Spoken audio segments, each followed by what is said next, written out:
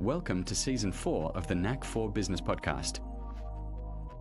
So, from the audience perspective, how can small towns and rural businesses finally get the kind of reliable high speed internet that levels the playing field with major cities? And what does that mean for Canada's future economy? Well, that's exactly what our guest will be talking about how he and his team are breaking through barriers of geography and infrastructure to bring real connectivity where it's needed most. He'll share what it takes to modernize rural networks, the unexpected lessons learned from leading innovation outside the city, and how better access can transform communities, businesses, and opportunities across Canada. Our guest today is Birket Foster from Storm Internet. He is a pioneering Canadian entrepreneur who's been bridging technology gaps since the late 70s, from launching mbfoster.com out of Carleton University and building it into a global software powerhouse, selling across 48 US states and 38 countries, to forging partnerships with industry giants like Hewlett Packard. His work has consistently connected systems, people, and opportunities. When the limited rural internet threatened innovation, he didn't wait for a solution, he built one. As the driving force behind Storm Internet, it led its privatization in 2003 and full acquisition in 2020, entering into a new era of modernized, community-driven connectivity. When he's not leading teams or advising on tech strategy, you'll find him casting for Muskie or exploring distant worlds through science fiction. He's also a returning guest from Season 3, Episode 138, Why Canadian Entrepreneurs Truly Hold the Key to Economic Growth. Birgit, welcome back. It's a pleasure to have you back. And you know what? Do you have a favorite quote or saying you want to share with us? Sure. If you're going to get something done, you sometimes have to do it yourself. And so the Storm team actually goes with we're big enough to deliver and small enough to care. I like that. That's really important. The caring part, but yet still have weight to deliver the services. So, what does innovation look like when you're working with legacy systems and next gen at the same time? Because I remember in my past career, someone was telling me, "Yep, that bank machine right there is running on Windows 95 or something of that ilk, and we were already into XP. Little bit of latency there. How do you manage to get around stuff that you're like, that's old. That's unfortunate." Well, there's a couple of different aspects to this. First of all, technology will always change. So you have to end up figuring out what the right technology at the right time is and what its lifespan will be for your solutions for your customers. It's really all about solving a problem for customers, and then what you're doing is marrying technologies to make the solution possible for your customers. And so that's a large part of what you have to do. And in the case of Storm, because we have 262 towers and many wireless customers, thousands of wireless customers, plus we have a stack that includes reselling DSL cable and fibers, plus our own 50 kilometers of fiber up in the Clayton area, buried fiber there. What we have to do is we have to take a look at all the pieces, and you can't change them all at once. So part of this is to make sure that you understand how an integrated solution will deliver for the various different constituents that you have across the geographic area, which is about 8,000 square kilometers, which is a big area to hit. But that's why we have 262 towers. It's a fair number. So, as a man that has to prognosticate, how do you know when a shift is more than a trend? How do you know when to bank on something? Well, the largest thing is that you don't just jump. You actually go, we have a lab. We put the technology in the lab and check it out and make sure that we understand how it works. Once we understand how it works, we then will put it on the roof of the Storm building and feed it to one of our local towers and check how it works in the real world, not just in the lab. And then we will look for some customers that could use this technology. What you're trying to do is you're trying to figure out what does it take to deploy the technology. There's a 360 you look at around the technology. You're looking to find out what does it take to install it? What does it take to actually manage it once it's there? How do I update it in the field? Because I'm not sending somebody to climb a 200-foot tower every time I need to change the microcode. So how do I monitor it to know how it's performing? And what are the limits for this? There's also the financial side. What does it actually take to invest in this technology to be able to deliver to the customers? Because that's part of the whole deal is you have to make a profit so you can invest and do more. Infrastructure, that has a lot of capital money laid into that.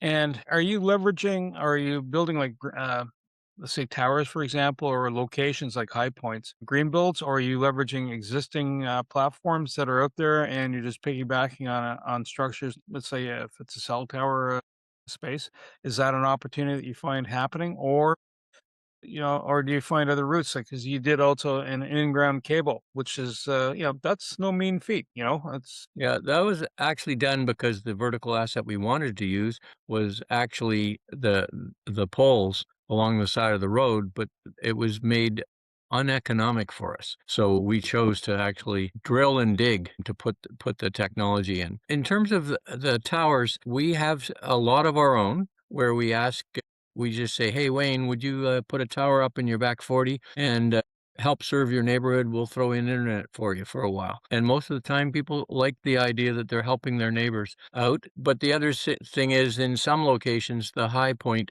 is already owned by a company like American Tower or SBA or even Rogers and Bell. And while it's not easy to get on those towers, it's necessary sometimes in order to be present in a particular area, especially since high points are worth knowing about. Towers are not cheap, and so it's really important for people to understand that when you put a sector on a tower, it picks up on the signals from a segment of the population. Now, typically those sectors are 90-degree sectors. We're working with a new technology that has 120-degree sectors. So if I need to do a 360 around a tower, I only need 3 instead of 4 sectors on the tower. So that makes a difference. Worth knowing that the infrastructure is going to have to be there for a while. So before you decide to pull the trigger, you've got to know what your current marketplace is in that area and what is expected to evolve around there. Are they building new subdivisions? Is everybody leaving that area? Both of those would be other ends of the spectrum for whether or not you want to make the investment in. So you're making an investment to serve people, and it's really important that you understand how long they need to be served, what kind of solution do they actually need? Because it turns out that if all you want is Netflix, you're probably able to get away with 5.1 or 3.1. So that's 5 megs down, megabits per second down, and 3 megabits per second down. So because the people from Netflix have actually optimized all of this. So it's but if you're doing video conferencing like we are today, you need to make sure that what you're connected to will actually have enough oomph on the up. And as people move to the cloud, none of the cloud applications work unless they have an up that's decent. So video conferencing kind of pushed the envelope so that you could no longer be a 10.1 or a 20.1. You had to actually be a 25 or a 50.10 or one of those different numbers that allow you to have some up. And depending on how many people in the building are going to need to be doing simultaneous video conferencing, you may need 100. Who knows? Are you considered an essential service once you're established and you're up and running? Are you Well, identified that way? during the pandemic, that certainly happened. We were actually definitely considered to be a key service. There were a number of different things that happened during the pandemic because people needed to work from home and learn from home. So the infrastructure that we built, over 200 points of presence, got upped in order to be able to serve the customers better. So that's one of those things. And this infrastructure needs to solve that problem, whatever the problem was. It wasn't a problem before because you only watched Netflix on a Friday night. And then all of a sudden you're actually doing real work and working from home, and that made a big difference. In fact, with the new round of technology that we're rolling out, I called one of our customers who's on a technology that the government has chosen to claw back. So we have a licensed frequency, but they're clawing it back at this point. And I called up one of our current customers and said, here's what we're going to offer. We're going to offer you 300 down and 50 up. And he said, "Oh boy, I wouldn't have to go into the office in order to be able to join a video conference anymore." Because a lot of places they have people across the country that join a video conference. Well, if you're supposed to have your camera on or be able to show some slides or share your screen on something, you need the up. And so that's been a huge thing. So, I mean, I actually know somebody who, when we were putting in the Clayton fiber, she told me that she used to go and rent a hotel room in Carlton Place in order to be able to participate in those calls. And she didn't want to drive into town, but driving to Carlton Place, which was pretty close, was the way she solved her problem, and renting a hotel or motel room for a couple of hours in order to do the video conference. Birket, I've got a feet in the street question. Over Sure. 30 years ago, Bill Joy from Sun Microsystems said that the hard drive was dead. We're all going to be using thin computing. Maybe he believed you only deserved a computer if you were in the city. But why didn't that happen? Because people want control of their assets and their content. That's number one. Number two is, I mean, even the Chromebooks have come back to try and take advantage of that. You're getting the technology in place that allow you to be able to have a lot of things. And when he was talking about thin computing, it was deployed differently at that point in time. Now we have a thing called the cloud, which is really just somebody else's computer down on the other end of an internet. So it's really one of those things where the technology has evolved. The trouble with it, of course, is when we do have an outage, you really feel it. So, what happens if you have 50 people in a building and you're running a cloud-based application, and all of a sudden the shuts down? Well, you got 50 people that you might have to decide to go home for the day. That's an issue. The question I have for people is, are you looking at the robustness of your network? Are you looking at the possibility of having a failover, having something that when if the primary goes down, there's a secondary? The good news about wireless internet, which of course Storm has a lot of customers on fibers, but they also have a lot on internet that is wireless. And the advantage of this is a backhoe cannot take out your wireless link. It does if it hits the tower, but you're true, true. He's working it hard then. Okay. So the big pieces that people don't get yet is that now we are delivering wireless internet at fiber speeds. You do not need to have fiber to get the delivery. And the good news for people is that delivery, high-speed delivery wirelessly, is less expensive to deliver than putting a fiber either in the ground or hanging it on poles, which is a whole other topic. So what's happening is we're actually able to deliver fiber speeds wirelessly. And that means that your failover could be wireless quite easily, and that would get you where you need to get to. So that's one big piece. Now, the other part is, if you ask any real estate agent, they will tell you that the very first question people ask is, can I get good internet there? Whenever you're actually looking at a business or even a resident or a potential resident for an area, the question they're asking is, what's my internet there? And that's really very important for the economic development of an area, or even for an area to continue to stay in the game. Because if it's not in the game, it means that it would be because it doesn't have enough internet to make it worthwhile. It's the same as any of the other 5 utilities. So if you look at it, the number one utility is the 6th utility that arrived.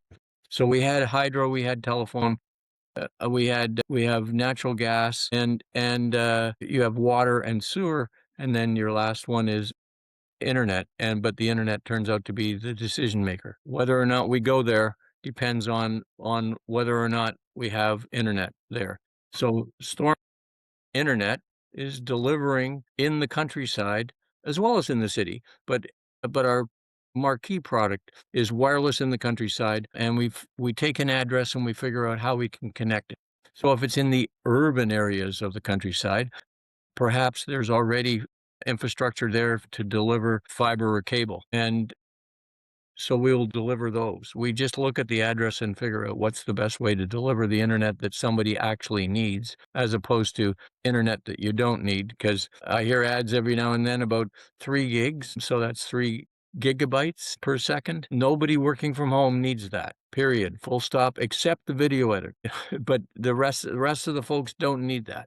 So it's kind of like telling somebody they need a 1,200 horsepower for their daily commuter. Bernie wants one. Bernie would use that. Yeah, that's probably my German heavy lead foot kicking in. But no, I don't need that. I know better. Yeah, well, one has to realize that they can be fun to drive, but they're not really good for a daily commuter. Anyway, So, the big thing about this is to actually understand the speeds you need, and it's always about up and down and what problem are you solving, what applications you're going to run. Are you moving a lot of data when you do things? What's the time look like? So we did banks printing up in the Clayton area, and they all of a sudden could send you the graphic that they were proposing. They would stick on a bunch of posters for you. And they could do it in 2 seconds instead of 5 minutes. So that makes a big difference to businesses that use heavy data when they're moving things around. Now this is on Zoom, so Zoom is the world. When I hear Clayton area, I think of northern New York. Where is Clayton in your world? It's over by Arnprior. So, if Almont, really, actually closer to Almont. So Almont, Arnprior area, you're going to, yeah, that's the Clayton area. And very nice area, got a bunch of cottages, got a bunch of year-round houses. Not a lot of industry, but we chose to put fiber in, so we did an experiment in a place where we don't expect to get overbuilt by Bell or Rogers, because they'll never make a dime, especially since all the customers out there really love us. So Time for the listener's MBA class. Wi-Fi is free. We all hear that. There's 2.4 and you can use 4 point whatever. But licensed frequencies, I think of that as television. Tell me what licensed frequencies has in telecommunications. Well, every frequency is a public good. And the people from ISED, which is Innovation, Science, and Economic Development, formerly Industry Canada, they actually control that on behalf of Canadians. And they allow you to license certain frequencies to be able to do things. Now, some of them are licensed, so the public safety frequencies are licensed. Public safety has a certain band in which they'll work off the fire truck or the ambulance and things like that, and police. So those kinds of things happen. But a licensed frequency is merely a frequency that is made available by having a license. Now, interestingly enough, the newest technology we have combines channels together and allows us to do it non-licensed. Even though, so the big high speed stuff that we're working on is delivering despite the fact that uh, there's no licensed frequency in that pic. So while licensed frequencies are important because people can't overrun. So we do some things called license links where we can push 2 gigs between point to point, and we own it from this end to that end, and that makes it easy for us to know that we're the only people operating in that frequency in that specific geography. And ISED takes care of making sure that that is put together properly. so what's the economic what's the economic impact before and after? So an area, if they have Wi-Fi, it's might be cellular, and if that, then all of a sudden, boom, you've rolled in, and the area is lit up like a Christmas tree. What's been the impact of the Clayton area or other areas? The real answer is you're able to run applications at higher speeds. You're able to move more data in a second. And it's not only for edutainment, the education and entertainment side of the world, but it's also for business. And everybody at some point is going to be an employee and have to connect to something. And this gives them the option to be able to work from where they are rather than having to travel to a place of work. And of course, while that's a debate on whether return to the office is necessary, what we're also seeing is we're actually enabling people to be able to run businesses in the countryside. So for instance, there's a group that does alpacas, and they're able to sell over the internet, and they get orders from around the world, which they wouldn't get if they weren't able to connect to the internet properly. It changes the nature of, is business local or is business local and global? And so if you want to go global, you're going to have to do that. The second thing on this is on the social side. Every government agency has realized that there's an economic benefit to working across the internet to provide services. And if you don't have fast enough internet, you can't get to fill in that form, or you can't watch the YouTube on how to fill in your taxes. And if the government wants to have the low cost infrastructure to deliver these services, they absolutely need to make sure that internet happens everywhere. The digital divide is real. In the countryside, people don't get the same services as they can in the city because the internet's not there. And let's make a distinction between internet and cellular and Wi-Fi. So Wi-Fi is inside your building, inside your restaurant, whereas connecting the building is different, because once it's connected, now I can put access points across in the back room so people can use the barcoding and check out the inventory despite the metal shelves in the back room. So it changes when people actually understand that Wi-Fi is the connection of the building is done. And then the other thing is cellular. While you can do internet, and many people do over their cell phones, one of the huge issues with that is that the internet on a cell phone is not the same as the internet connecting a building.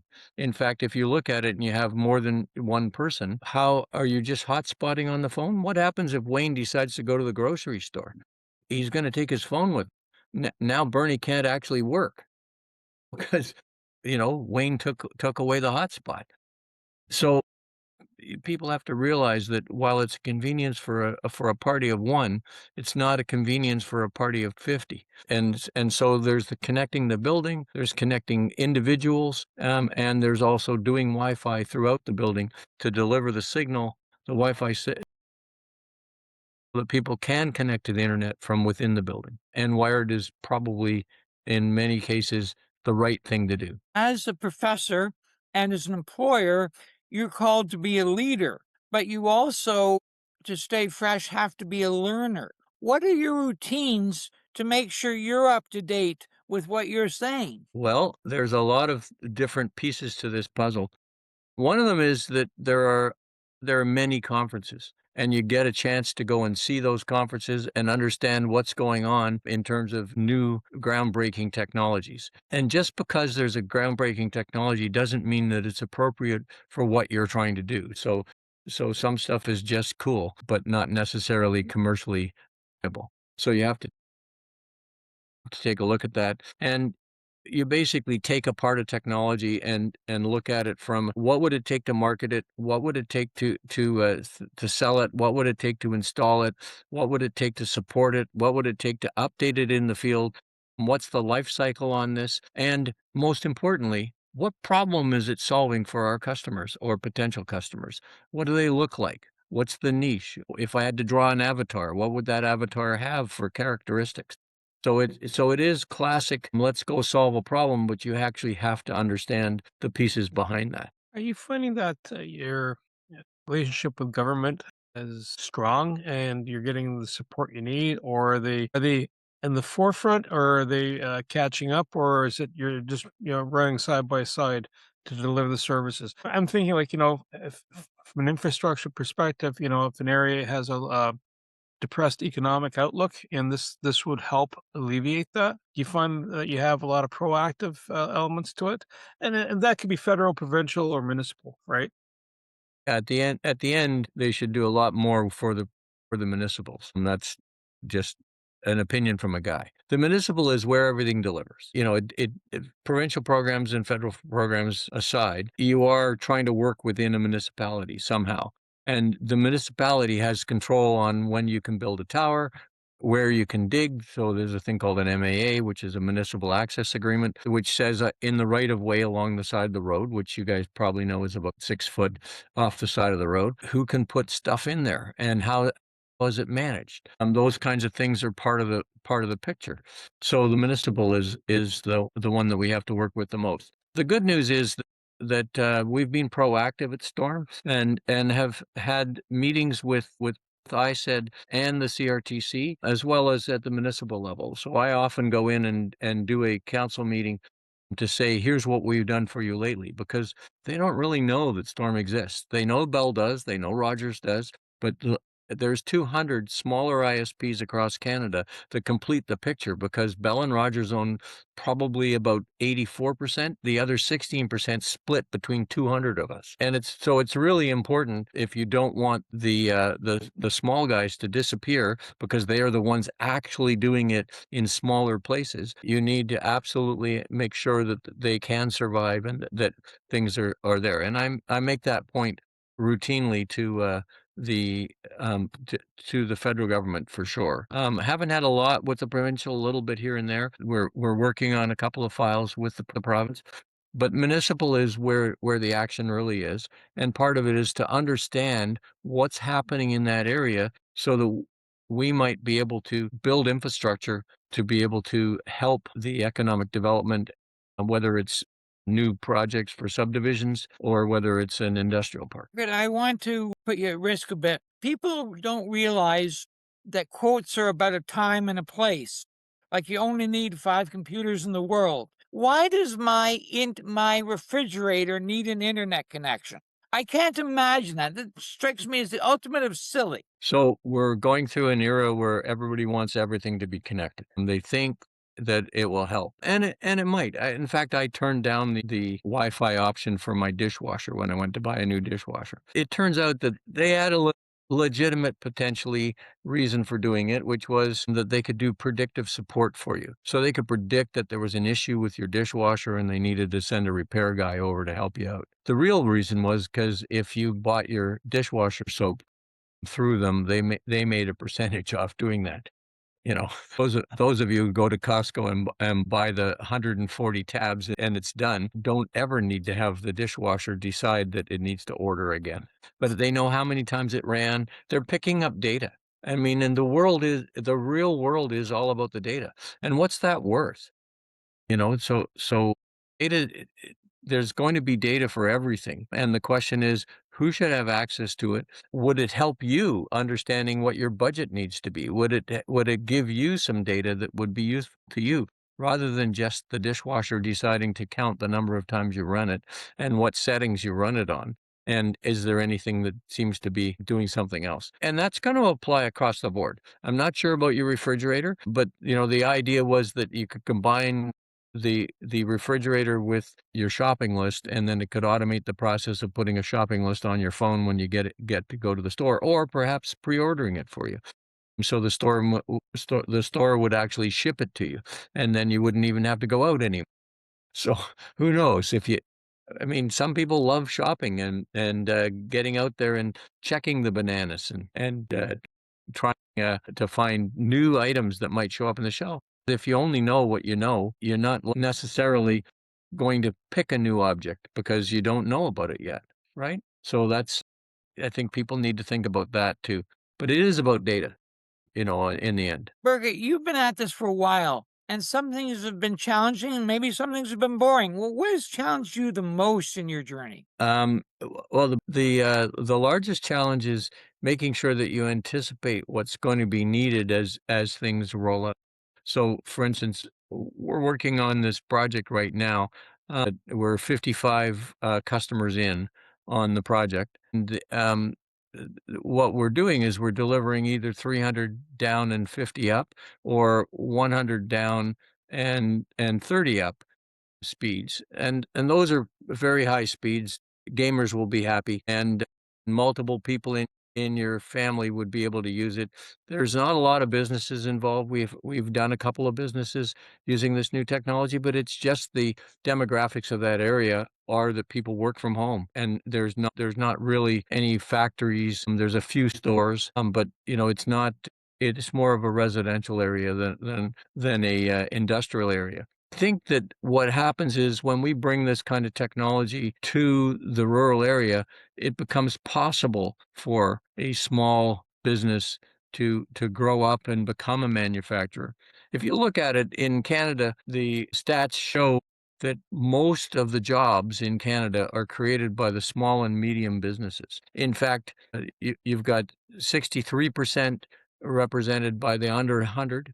And if you think about it, all the small stores and things like that, definitely under 100. And then the 101 to 499 is about 21%, leaving you with only 16% in the 500 plus club. So the businesses where they employ 500 and more people are only really 16% of all of the jobs in Canada provided by them. So more policies need to be put in place to allow small and medium businesses to thrive and grow, because you really do want them to grow to the 500 plus club if possible. And as we look at exporting, it's going to be really interesting to see how Canada can diversify its exports to meet many other countries rather than just shipping straight to the States for a lot of. When you're assembling a project, I almost liken this to building an overpass, over a major highway, or even putting a highway infrastructure in. I've remember talking to an accountant. He says, "Yep, when they amortize the bridge out, it's a 50-year outlook, but there's an impact." Are you finding that people are knocking on your door saying, "Listen, we want to grow," or are you finding that high build it and they will come scenario? Which is it? Is it a mix, or is it the government, a government agency, municipal or regional or countywide, that is going, "Hey, if we have this, we know something more is going to happen. We see we're getting other feedback from our space that there are opportunities, we just can't maximize them." How do you get the buy-in for big projects? Well, occasionally we do get a subsidy. So that does help, because it means that we can do a project that would have had a longer return on investment. However, the municipalities are only just starting to realize how important internet is to the location of people and jobs. And at the end of the day, you need jobs because people need to be able to eat. So it's important that we think about this as part of the planning. It's not a default that you're going to have stuff in an area that provides high-speed internet. And in fact, um, many of the municipalities don't even really look at the effect of the small companies, and they really need the small companies because we're the ones that took the risk to decide that we would go and do things down that rural road, because um, basically the larger players don't really want to deliver unless there's 5,000 people in a chunk. There's a lot of places that don't have 5,000 people. But is it a number of end users, or is it the economic impact? If I kind of back it up, if I have 5,000 residential, I get that. But if I have maybe 50 industrial, right, and manufacturing, or even a farm, a large farm, it generates revenue, it generates traffic, right? And Yeah. so yes, It generates sales tax dollars. There's a lot of different things. So actually, we're 150 plus smart farms in, and actually, we're getting to our first smart farms that are going to use this new technology to be able to connect themselves. We're talking with about 10 up in the Almond area right now, and I totally expect that having the higher speed infrastructure will help them with their integration into the internet world of their farm. Depending on what kind of farm business they are, we could be just doing herd management. We could be managing the grain silos to make sure that they bring the moisture content down to a certain thing, or it could be dairy, where nobody wants to get up at 4 o'clock in the morning and feed the cows anymore. So we automate the feeding process and the milking process. And that's all done by integrating in the feeder, the milker. We probably throw cameras into the corner where the birthing pen is. We probably add Wi-Fi in the shop so that people can watch YouTubes while they're figuring out how to fix the tractor. Those kinds of things are real on a farm. People actually need to get that kind of thing. I think you're going to end up with a need for people to do many things that are going to be connected. So, like with the internet connecting at a dairy farm, they automatically know when it's time for the local milk pickup guy to come by and dump the tank. They know they can reorder feed from the. So at least it's there and the farmer can go and pick it up, or maybe it gets delivered. If you look at the workflows in a business, you can figure out where the advantage might be of having data that goes to a partner, which, normally Fred would call up and say, "Hey, Bill, I'm going to need 4 tons of this next week." Now it could and if it's put together properly, that whole process can be automated, taking some of the cost and thinking out because um, it will be done automatically. You ever Yeah. advertise that? Like, when I drive past farmers' fields, right, and you'll see that the farmer has bought a certain type of seed, could be corn, Yeah. whatever. You see a little sign on the fence post, almost every second or third post for a while. You know, that brand of corn, and it's kind of a promo. Do you do that level of marketing in the field where this is powered by Storm Internet? We actually we started with signs about cameras because you have to warn people that you're putting cameras in so that they behave properly. So that's one of the things that we've had for a while, which says there are cameras present, brought to you by Storm or something like that. So we do have those signs. And lately, with this new project, we've been putting those signs at the houses that we've been installing that say somebody here just got 300 internet. And what's happening is people are calling up and saying, "I want one too." So we're seeing that happen, which is good. I'm due to go and speak at Mississippi Mills Council in the next couple of weeks in order to update the council on what we're exactly doing.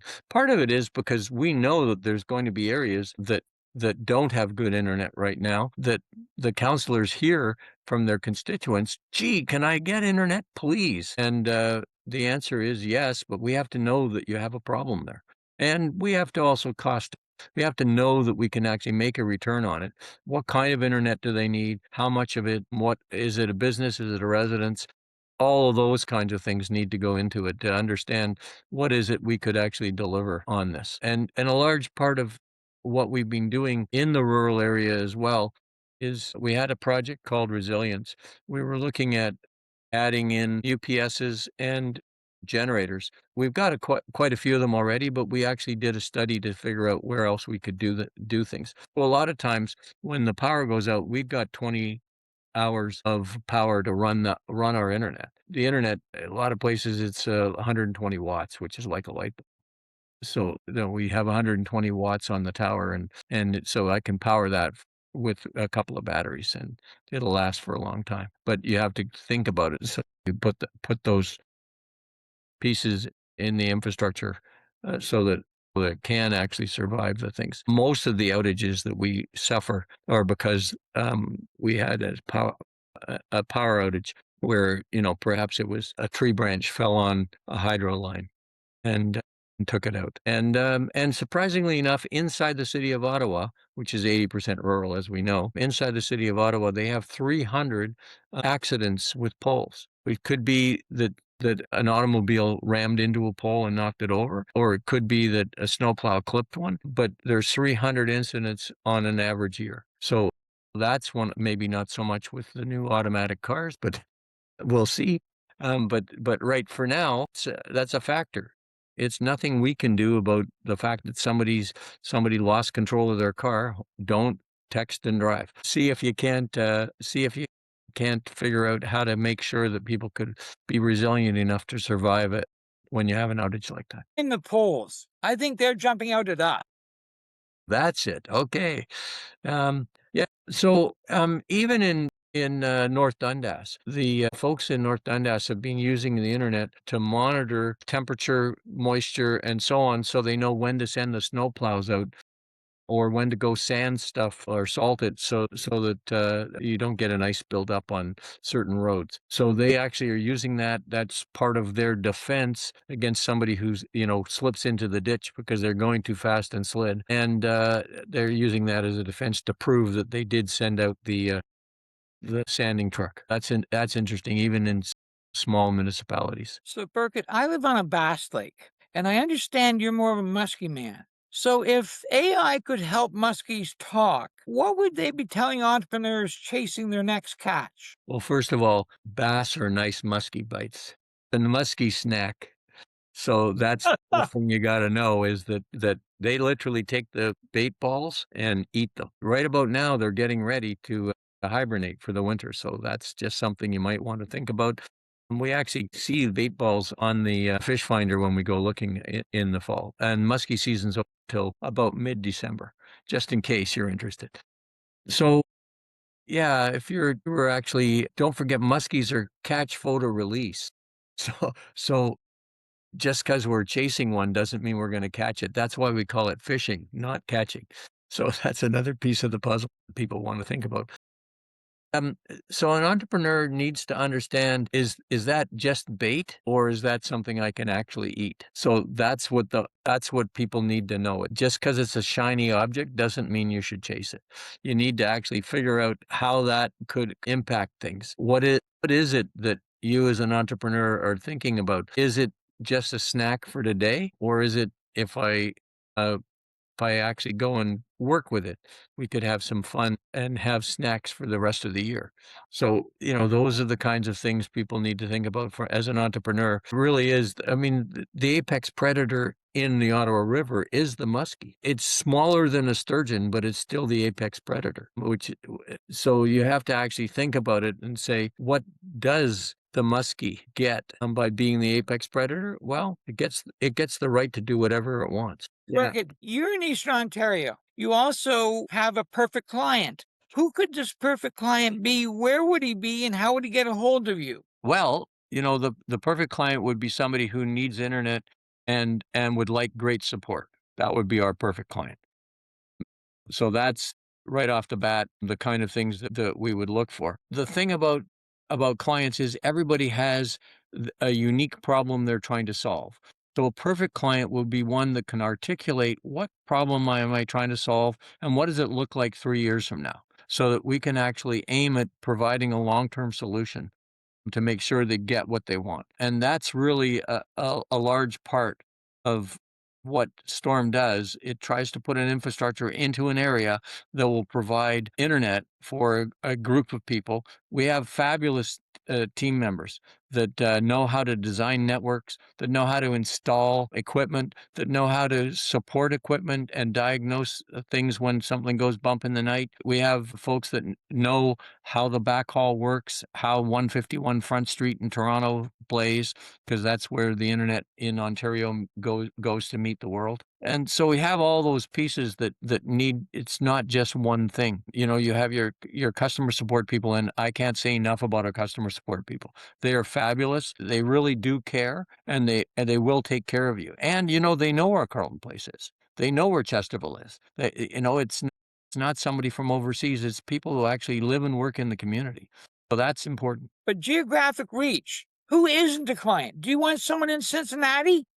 We have a couple of larger customers who want us to give them a private network. And because we have partners that we can acquire internet from, we can build a network that goes in more than one place. So, for instance, we have a customer in Ottawa who also has a plant in Winnipeg, and we've done a private network between the two. There's no reason why we couldn't do something into the US or even into Europe if somebody wanted a private network. It's really about being able to deliver not only the internet, but also the required support and uptime that's required for the particular application that's going to be there. And it's not just the internet. It's about how does it all integrate. We have a tire group where they're buying up smaller customers and they want to put a common infrastructure in every place. We've got a parts place where they've got 24 parts stores, and they're now all local to each other so that they can actually go look up and see if the Cornwall group has particular part number in stock. All those kinds of things. It's changing the way people can do business because they have the data available across multiple locations. So that's the kind of thing that people can actually take advantage of. So people have to define the problem broadly enough and have it over a number of years to have the plan for over a number of years to understand how we could do that. And they best reach you how? Yeah. Well, yeah. They best reach us via the internet. Not helpful. Not helpful. Okay. All right. So Yeah, you have a website to work with? Yeah, we work with storm.ca. It's a Canadian website because we're a Canadian company. We definitely have a lot of customers in the rural areas, and they do meet us at certain events. We do have our phone number is 613-585, and that will allow them to get hold of us. If you look at our website, you'll see that we have residential as well as commercial, and we're happy to help things happen. You tell us what you want, we'll try and deliver. I actually like that because it's not just necessarily the internet. There might be something more, a couple next layers into that. Oh yeah, we're already starting. Our team is looking at right now what else could we deliver. So, for instance, we've been doing cameras and access points, otherwise known as Wi-Fi, for years. We got our first set of questions about could we provide doorbell cameras? Could we provide some of the other internet connected things for a smart home? So part of what we're going to look at is what is a smart home? What does that define in as? How could we help? Defining, and it could be urban or rural. It doesn't really matter. A smart home is going to be a smart home, and there's going to be new functions that could happen. I want to say thank you to Birket Foster, my co-host Wayne Pratt, and you, the Knack for Business listeners. Listen, if at the end of the day you're going, I'm living out in the countryside or in an area that doesn't necessarily have a local ISP, internet service provider, right up to the doorstep, reach out to Birket. And if you're not in the Ottawa Valley, still reach out to Birket and his team because they can help you in your location. They might have a solution that's perfectly well vetted. To reach the podcast hosts, email them at info@creativeinsight.com or by the website creativeinsight.com, spelled KREATIVISIGHT.com. To reach Wayne at his email, wayne@motive8u.ca, that is MOTIVE, the numeral 8 and the letter u.ca, or his website, motive8u.ca. If you would like to be a guest on this podcast and share your knowledge, let us know. We would also appreciate your feedback on the content or format. Check the show notes for more details. For these podcasts, we like to acknowledge the support and thanks to the following people. Carl Richards from Podcast Solutions Made Simple, a renowned podcast expert. Fred Crouch, who is the Property Wizard podcaster, where Bernie is a co-host. Jovan Strika from At Hive, a co-working space that is more than just a space. Then Melanie Weber, Bernie's invaluable business partner, and Wayne Pratt from Motive8U Inc., who serves as both a coach and co-host of these podcasts. Disclaimer. Please note that the Knack for Business podcast episodes are meant solely for educational and general informational purposes. The information and opinions contained within are not intended to be professional advice on any subject matter. The thoughts, views, and opinions expressed by the participants are their own personal beliefs and do not represent the views of the podcast hosts or any affiliated organizations. It is important to note that this podcast is not a replacement for consulting with certified experts in your area who possess knowledge of your unique situation. The hosts of the podcast, along with any participants or affiliated groups, do not take responsibility for any actions taken or not taken based on the information presented in this episode. It is highly recommended that individuals seek guidance from their own personal advisors in fields such as accounting, law, or other pertinent areas prior to undertaking any actions or making decisions that may impact their financial, legal, or other aspects of life. True, sir.